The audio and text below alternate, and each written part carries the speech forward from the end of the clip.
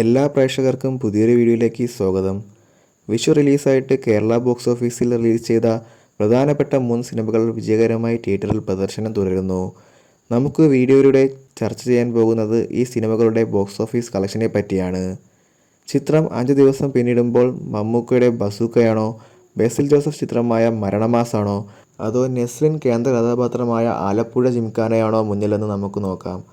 അതിനു മുന്നേ ഇതുപോലുള്ള സിനിമാ അപ്ഡേറ്റുകൾക്കായി ചാനൽ സബ്സ്ക്രൈബ് ചെയ്ത് സപ്പോർട്ട് ചെയ്യുക.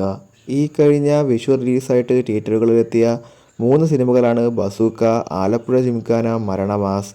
ഏപ്രിൽ 10-നാണ് കേരള ബോക്സ് ഓഫീസിലും ആഗോള ബോക്സ് ഓഫീസിലും സിനിമകൾ റിലീസായത്. സിനിമകൾ 5 ദിവസം പിന്നിടുമ്പോൾ കേരള ബോക്സ് ഓഫീസ് കളക്ഷനും ആഗോള ബോക്സ് ഓഫീസ് കളക്ഷൻ അപ്ഡേറ്റും പ്രകാരം 5 ദിവസത്തെ കളക്ഷനിൽ ആരാണ് മുന്നിൽ നിൽക്കുന്നതെന്ന അപ്ഡേറ്റിലേക്ക് പോകുമ്പോൾ ഖാലിദ് റഹ്മാൻ ചിത്രമായ ആലപ്പുഴ ജിംഖാന ആണ് ഏറ്റവും മുന്നിൽ നിൽക്കുന്നത്.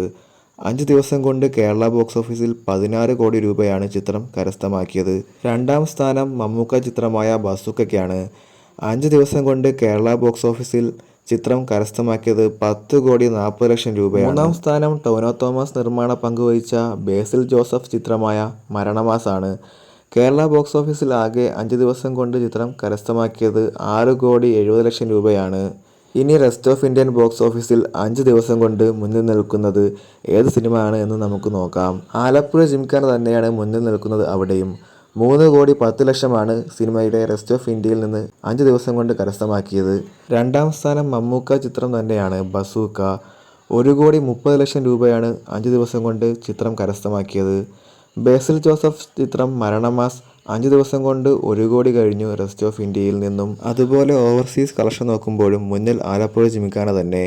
10 കോടി 10 ലക്ഷം രൂപയാണ് ചിത്രം കരസ്ഥമാക്കിയത്. ടോട്ടൽ വേൾഡ് വൈഡ് 5 ദിവസം കൊണ്ട് ആലപ്പുഴ ജിംഖാന കരസ്ഥമാക്കിയത് 30 കോടി 80 ലക്ഷം രൂപയാണ്.